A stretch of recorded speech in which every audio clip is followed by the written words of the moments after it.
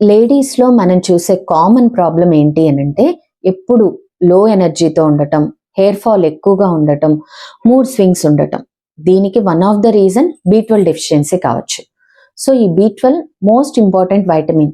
దేనికి అనంటే, మనకి రెడ్ బ్లడ్ సెల్ ఫార్మేషన్‌కి, నర్వ్ హెల్త్‌కి, బ్రెయిన్ హెల్త్‌కి, ఎస్పెషల్లీ మూడ్ మెయింటెనెన్స్‌కి బి12 చాలా ఇంపార్టెంట్.